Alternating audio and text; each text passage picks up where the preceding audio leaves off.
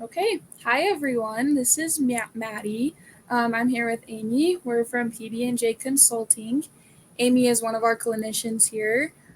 We do this kind of every week together. We're going to be starting to add some more clinicians in so that we can get familiar with them and talk about some more topics. So, for today, we're going to be talking about how to find your best self. And Amy has some good things planned, some good skills and information for us to learn. So we're just going to have a conversation and I'll turn the time over to Amy. Awesome. So today's topic, how to find your best self. This is something that comes up for me in my practice, really with everyone. It is an overriding theme of therapy of how I approach therapy is to help people observe what is out of alignment, what is not what's not working well for them, and then we work to find processes to realign them with who they are. And so this idea of finding our best self, for me, this is the target, the key for therapy. We can look at the 10,000 barriers of being ourself, and our job as therapists is to look at those barriers and identify and give ideas for how to move those barriers or work through those barriers. Okay. But I feel like those first steps, right? These very first steps is even identifying that we're not being our best selves. A couple weeks ago, the topic was on getting our emotions to work for us. And I'm going to break that down just a little bit more in this specific topic, where we commonly will have times in our life where we might feel lost or disconnected. We might feel like off of our path or off of our journey. And our bodies will communicate that to us. Okay. It communicates it to us through negative emotions. Okay. Take a moment and just even think about a time where you might have felt unsure of where you were supposed to go or what you were supposed to do. And if you take a moment in that, think back on that memory, your body's going to communicate to you. You're going to notice specific emotions come up, right? Often for people, that's going to be sadness. Okay. That might feel despondent. It might create anxiety. Okay. An overall feeling of being off. We'll even use those words. I just feel off. Have you had those mornings where you wake up and you just feel off? So I like to look at this very similar to like if you've ever gone to the chiropractor. If you've never gone to the chiropractor, this is not going to be the analogy for you. But anybody who's gone to the chiropractor knows this feeling. We'll go into a chiropractor because we might have an ache or a pain or something. And we'll even just describe to the chiropractor, I'm off. I feel that my body's off, right? Because our spine's out of alignment or something's out of whack. Our bones get out of whack. And the chiropractor's job is that they realign our skeletal structure. And when it's lined back up, we have more freedom of motion, more ability to move around. Initially in the therapy of it can be kind of uncomfortable and you're like, that's awful. But if the alignment went well, then overall we tend to walk out of the chiropractor's office going, oh yeah, that feels so much better. I didn't even know I was out of alignment there. And when it gets lined up, you're like, whoo, man, that feels really good.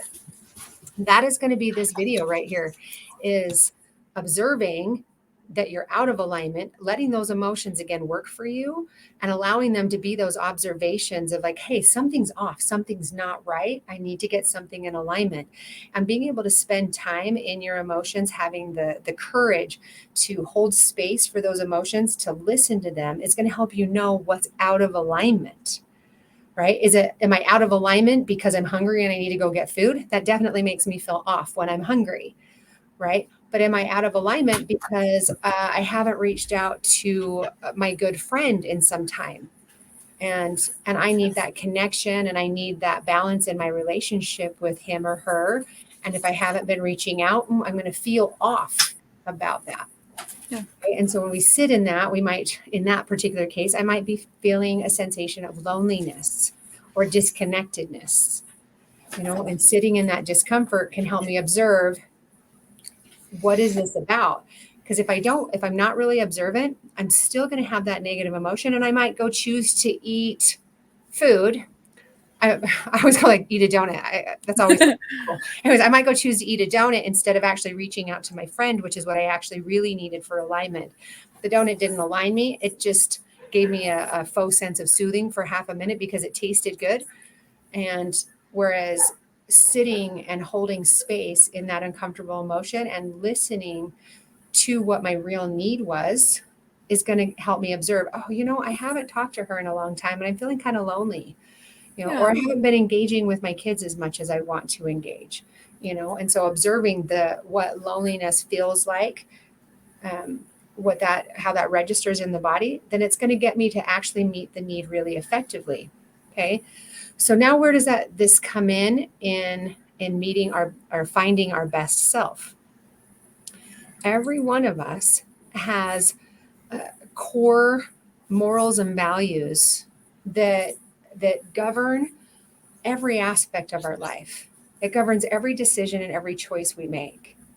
And when we are making decisions and engaging in behaviors that are outside of those core morals and values that we function in, we are going to be out of alignment. Okay. Take half a second and just think, like, if you're Maddie, I'm going to have you do this. Okay. But you're on your couch. This is so much easier. But in my room, I put people on an exercise ball to do this. Okay, I'll pretend. You can do this in any chair, anywhere where you're sitting. Okay. I want you to and I just want you to lean to the side. And just hold that. Just lean to the side for a while. Okay. And usually, most of us will, if we're leaning to the side and we're there for a while, we start adapting to that, right? Our elbow goes down.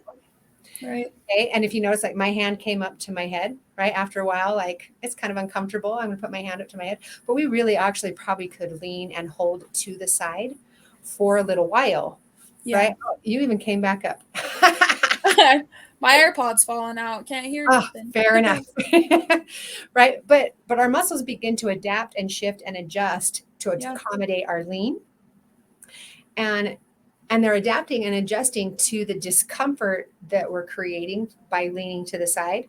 So these are all, like, if we're doing this in the realm of emotions, these are all going to be some of those harder emotional communications that we begin to adapt and adjust to. So the example that I gave of like, okay, so I'm feeling some discomfort. If I'm not allowing myself to be mindful, then I might go to my pantry to soothe my discomfort instead of sitting long enough in that to go, oh, actually, I'm uncomfortable because I actually have a really high level of value of spending time with my kids and my husband and family. And I'll get to working and super busy. I'm using this as an example because this has been my life for this month. Working probably more than I should. And I'll feel that out of alignment. I can either go to the pantry to solve that or observe actually what the need, and then mindfully choose to approach and spend more quality time with my family and get the need really effectively met. Yeah. Okay. Yeah, and then that's what aligns me. Mm-hmm. Yeah, I was just going to say, I like how at first you used the word feeling off. In our video last week, we talked a little bit about how it can feel to feel off and when you might feel dysregulated and not within that window of tolerance, like we talked about in a few videos before. When you had me lean, I feel like I do that a lot. And it's mostly when I am feeling off. And I didn't notice that until just barely, but that's good to point out. Your hand gets tired and your arms get tired. And I don't know about you, but my neck and my back start feeling really off and tired when I do things like that. So being able to look at the bigger picture and see what do I need to do that's going to be most effective for me in this second rather than eating a donut or going to the pantry and grabbing that soda, things like that. I think we're getting on Facebook, even though all of you are on Facebook watching all that social media, getting on TikTok. Right. Or doing the mindful or the mindless, just getting lost in videos or down the rabbit hole of Pinterest or Pinterest, all of it. You know what I mean? That will faux suit. I call it faux. It's a pacifier. It's a pacifier for the discomfort instead of actually meeting temporary. Right. But I love what you're bringing, that like the physical aspect of the leaning and how that, it's like when you're actually even emotionally off, it moves you physically. Right. Yeah. It physically shifts us. I will catch muscles in my back tighter and uncomfortable. When I'm having a rougher day, because I carry my body different, I'm going to curl down more. I'm going to adjust down more. Yeah. I even do it in sessions. If I'm working with somebody that's got heavier emotions, I have to catch, because I'll lower myself down to empathize and connect with their body language. But sure enough, by the end of the session, my mid back is aching, and I'm having to come up and roll my shoulders up and bring my head back up and realign physically. And an important piece there, and this can be a specific skill. I'm doing kind of out of order, but that's okay because it just rolls with it.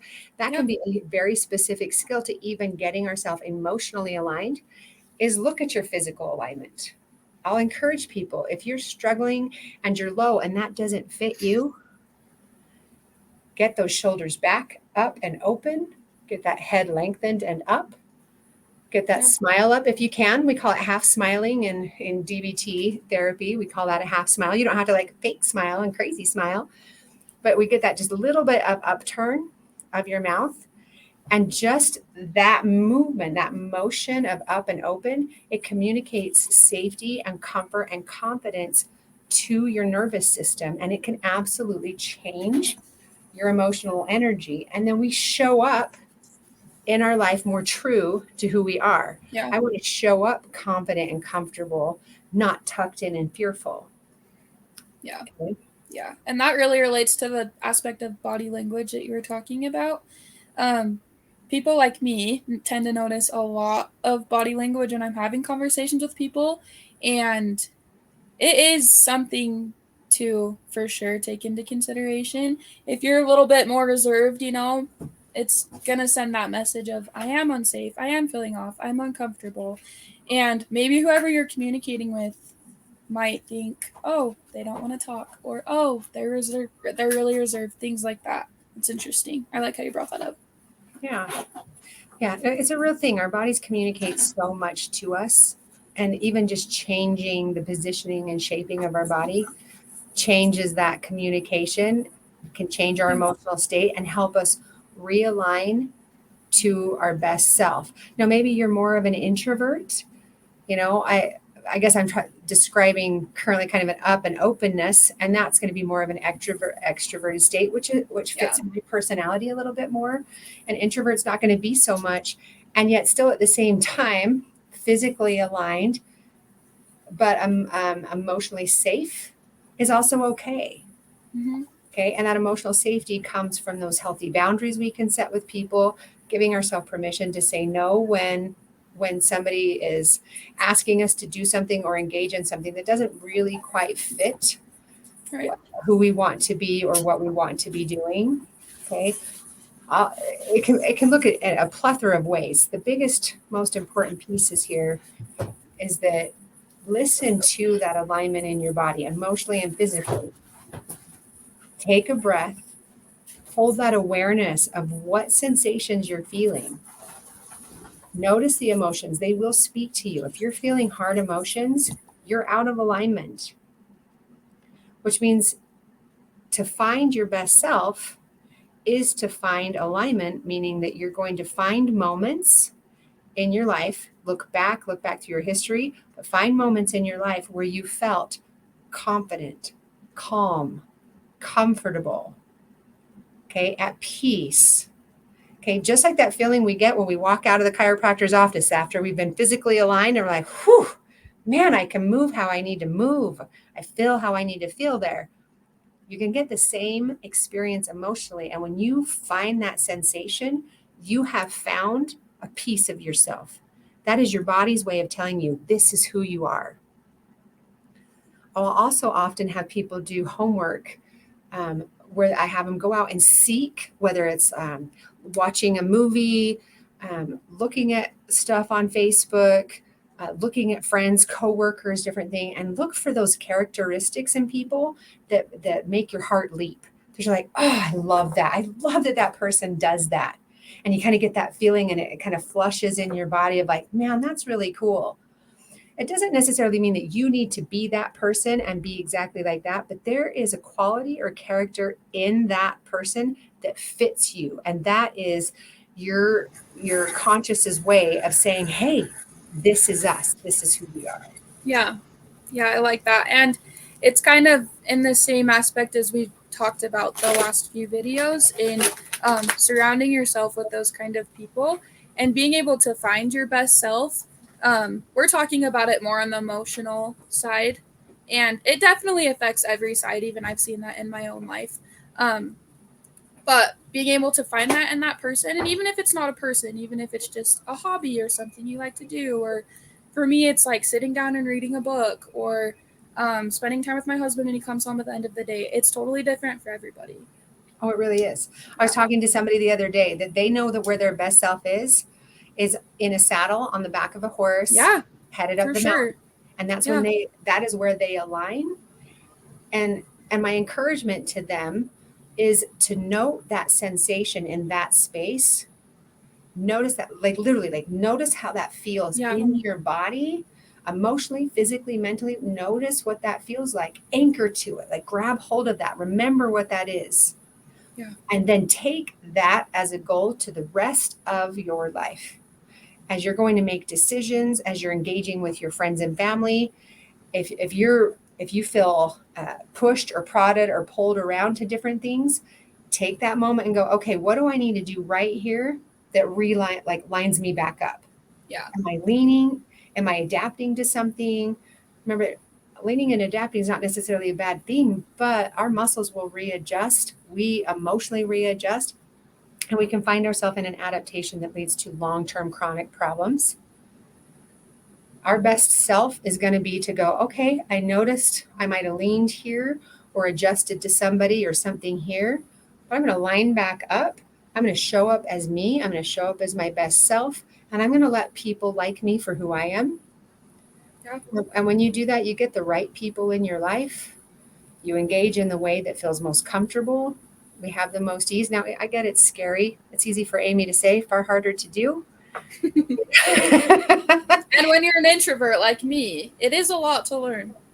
It is, but you don't have to be extroverted to be aligned, right? Yeah. It's truly honoring what brings you to that sensation of balance, of that alignment feeling. Alignment is the best word I can use. That ability to find your best self is to align truly with who you are. And if you find yourself out of alignment, you're going to know, you're going to feel it if you sit long enough to observe it. Yeah. Take a breath. That creates awareness. Listen to the emotion. Let the emotion guide you to what the need is. And then take the steps you need to realign. And that is our lesson today. Short, sweet, and simple. I like that. And I especially like the part where you just said, take the steps you need. Like we've said a lot of times, those steps can be different for everybody. There's no set specific way, I'm guessing, right? There's no like outline of this is what you need to do first, second, third, things like that. Just whatever feels right to you and whatever brings you back. Yeah. But you're going to find that really what feels right for you, it's going to align with your morals and values. Yeah. Okay. I assure you, there are plenty of drugs and things out there that will also make you feel good. Yeah. True. Plenty of people go that way. Okay. And checking out on a good series on Netflix or something, that makes me feel good. Until you come out of it and you're like, ooh, that was actually a lean. Mm-hmm. Oh, I just leaned for a while and now I have all these consequences I'm paying for the decisions I just made. We don't have those when we align to our morals and values, meaning I met my needs, I'm meeting the needs of those around me safely and effectively. Yeah. Awesome. Well, that is us tonight. If you don't have any other questions, then we will call it good. Yeah, sounds good. If there are any questions and you didn't get to comment them, feel free to send our Facebook a message and we'll get to you with some answers and talk you through those. If you have any ideas or want to see a topic discussed with a professional, then also send that in the Facebook. We are also taking messages like that. So if you don't have anything else to add, Amy, I guess we'll call it a night and see everyone next week. Awesome. See you next Wednesday.